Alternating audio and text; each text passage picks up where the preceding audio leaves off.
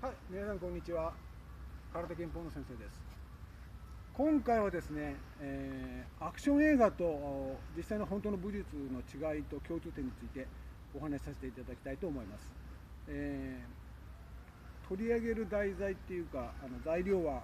ブルース・リー主演の「燃えよドラゴン」ですね。燃えよドラゴンと死亡遊戯。はい。燃えよドラゴンのファーストシーンでブルース・リーとサムハン・キンポーがなんか黒パンツ姿でこうオープンフィンガーグローブ装着して対決するシーンがありますけれども、あのシーンでですね、ブルースがそのサムハンに向かってこう掛け蹴りをするシーンがあるんですね。こうやってこうバットですね。するとサムハンがこうバク転でこう2回バク転してこう向こうに逃げるというシーンがあります。逃げられたブルースはその後こう蹴って逃げられた後こう移動してここでこうしますね。首をですね、はい、まだお断りしておきたいのは、ブルースは実践とか組み手であんなことはしません。あのシーンはかっこよく映画映えするようにかっこよく見えるようにあんなふうにこう首を振ってるだけで、実際あんなことはやりません。多分あれは狂撃かなんかの見栄を取り入れただけだと思います。ブルース・リーのお父様のリ・ハイチェンは確か狂撃の先生、役者さんですよね。だからそういう影響を受けたんじゃないかなと思いますね。で実はですね、あれは攻め込んでいって相手が逃げられたからもう一回気合を入れてやるよっていう意味なんですよね。で同じようなことは私もします。はい、実際のことですね。例えば組んでる時に相手からバーッと攻め込まれてこう受けてこう蹴ったりしながらちょっと一旦こう間合いを外した後ですね。はい、外した後もう一回気合を入れてやるぞっていう場合は似たようなことします。こう回り込んで、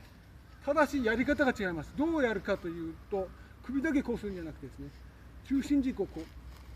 相手から目を離すにこうねじ込みをしてこうやってやります。もう来いっていう感じですね。反対側もやってみましょうかね。こう回ってこうですね。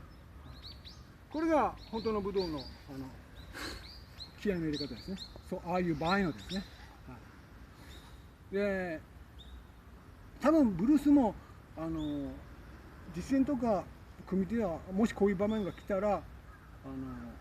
同じようにするんじゃないかなと私は思ってます。なぜ私がこう言うかというと、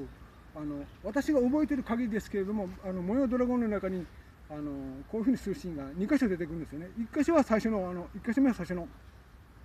サムハンとの対決シーンです。で2回目私が覚えているのは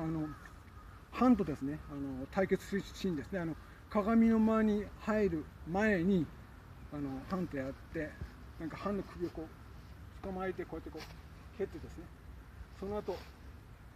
こう左手でこうその襟を掴んでこうパンチを浴びせた後にですね、その後こうします。でも最初のシーンと違うのは、そのシーンでブルースはですね首だけ動かさないでちょっと胸をこう動かしてるんですよね。まあ専門家の私の目から見たら本当の技術が思わず出たなっていう感じですよね。だから多分ブルースは本当の技術を知ってるけれども映画ではあんまりそれを出さないようにしてたっていうことじゃないかなと思いますね。原型は死亡遊戯ブルース・リーが燃えドラゴンの撮影に入る前に撮影していた死亡遊戯の中にもあってですね、ちょっと背の高いカリム・アブドゥル・ジャバールとこう格闘するシーンで瞬間的にちょっとこうするシーンが出てきますね。あともう一つは、私はさっきこうやるときに首だけ動かさないで腰をこうやって落としてましたけど、死亡遊戯でもですねこうちょっと殴り合い蹴り合いをした後にちょっともうこっち来いという感じでブルースを呼んでですね、仮もですね、で階段のこの横に来てこうするシーンがありますね。これもやっぱり本当の武道のシーンですね。ちょっと宿立ちとか牙立ちみたいな感じで腰を落として来いという感じですね。かかってこい、まあ